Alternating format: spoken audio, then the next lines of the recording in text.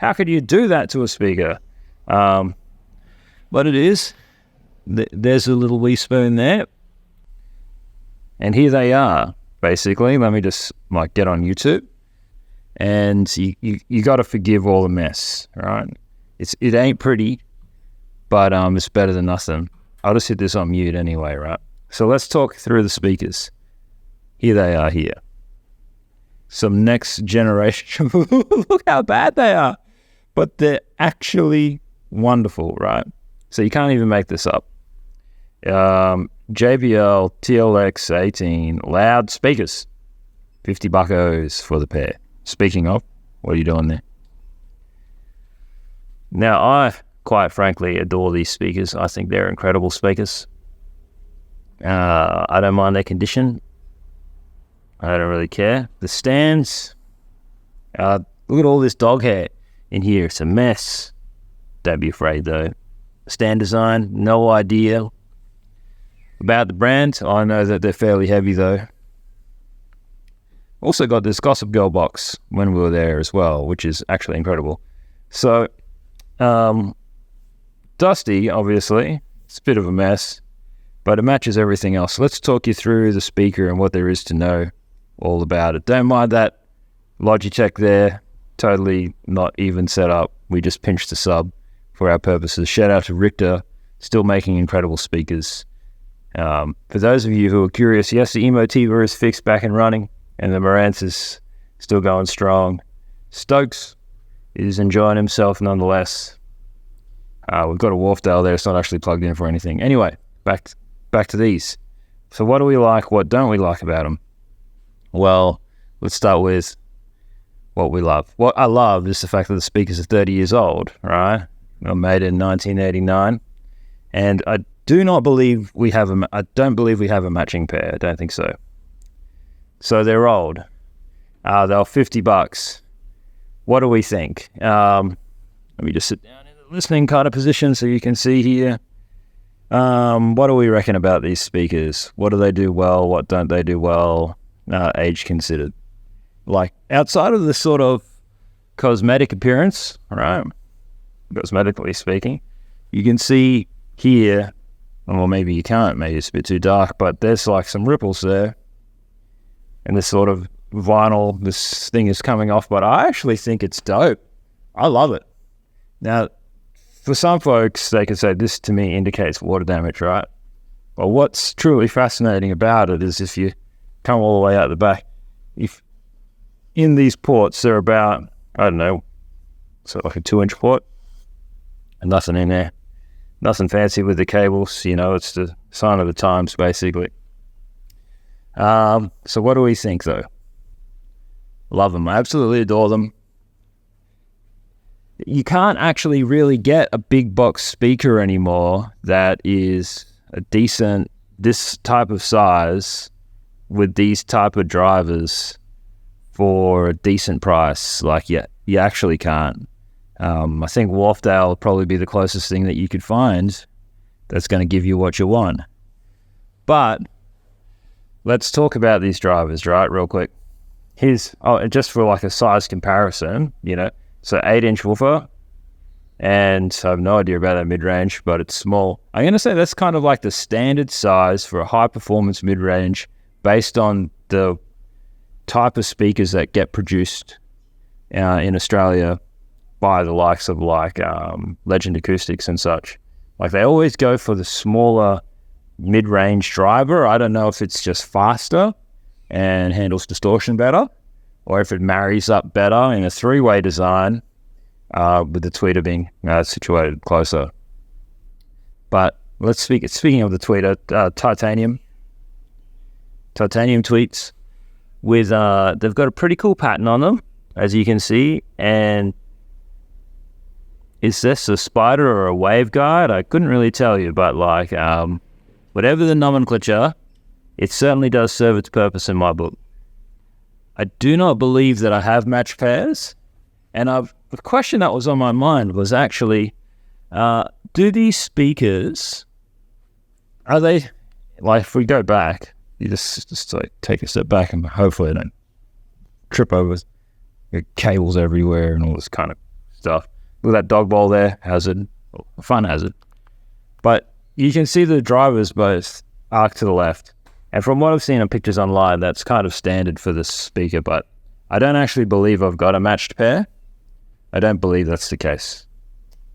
But yeah, how do they sound? Because we talked about aesthetics, right? How do they sound? These woofers are really good. Look at the difference. They sound, I don't know if it'll come up for you, but they sound so different. Even with the knock, it's okay. Sorry, everything's probably wobbling around there. Better do it this way. All right. What do we think?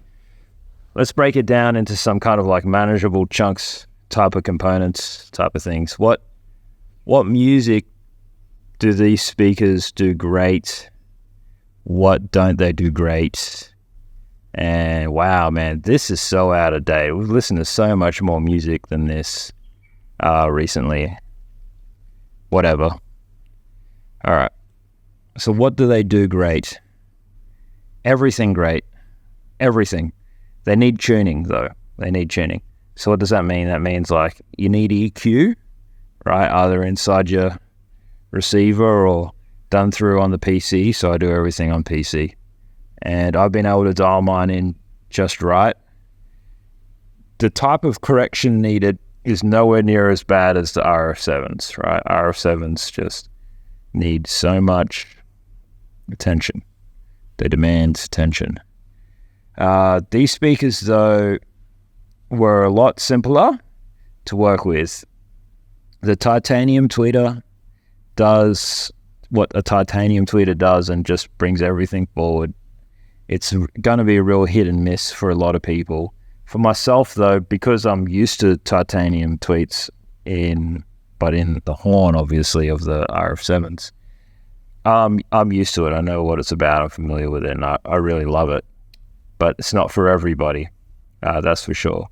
So it is a bright speaker by default, but if you just plug it in and roll with it and play it in 2-channel stereo, direct, or what have you, like you might be in for a bit of a disappointing time. You know, you really might be in for. All right, let's just go and sit back outside and talk about it while bush films. All right, so I'll sit back down here and just go through it and talk about it again. So, like, what do we think about the speaker? Maybe you want to look at Stokes. So, like, what do we think about this JBL speaker? Maybe I'll grab it out and put it out here.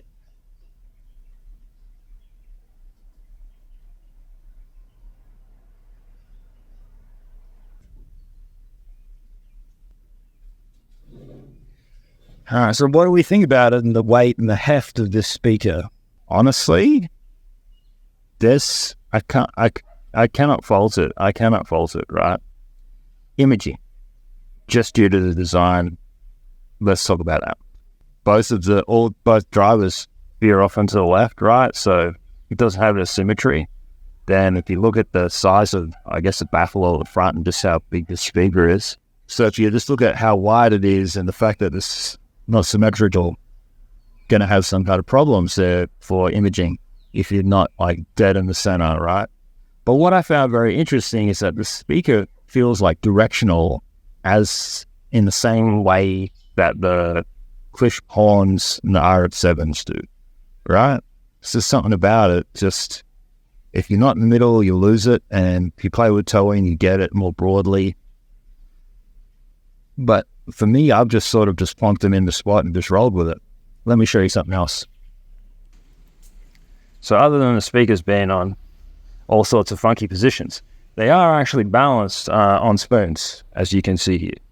So they're balanced on spoons to give them the tilt. And I know, right? Heresy. How could you do that to a speaker? But it is. There's a little wee spoon there. Just gives it a lift, right? If the speaker is rocking and rolling and rattling and losing place outside of this construction, then something's gone majorly wrong. Boogie 2000 was okay. Hit list was pretty average. Shout out to these two. These just masterpieces. Genres. So it came out, 80s, 90s. So it does 80s, 90s really good. And all the genres prior to it, like 60s, 70s, 50s, play superb. I know it's not much of a consolation, but it is for me. Will I keep them deployed in the primary listening position? If I'm honest, like, the RF7s, because they're my reference speaker, they're my favorite speaker, right? Have more of a low ends, which I kind of miss in these speakers. But these speakers are kind of more intelligible. So I'm thinking maybe I need to play with placement and positioning if I move around with the speakers again. However, I do have some NTM design speakers by Wattmore that are due for a review. So those speakers are so much fun, especially with the replacement buffers from Takeoff. So maybe let's keep an eye out for that. We might roll with that speaker next. Obviously, mine aren't in the best nick, but I think for the aesthetic and the story of finding them at Tip Shop, I think it's perfect. And they play great rock and roll, and God, we've had so much fun with it. But yeah, absolutely rate these JBL speakers. Totally rate them. It's got my mind open, ready to explore big box speakers further. I don't know, NS1000s, Wolfdales. What about the latest JBL? Because JBL has the big box speaker that's got a 10-inch woofering, or 12, or 15. I don't know. There's a guy in Adelaide who will build you big box speaker using whatever components you can find. So we might have to go that way as well. Crossovers and it works. Overall, I'd have to say, like, for $50, they're probably the best speakers in the house at that price point. And as far as a big box speaker goes, like, it's freaking amazing. So damn cool.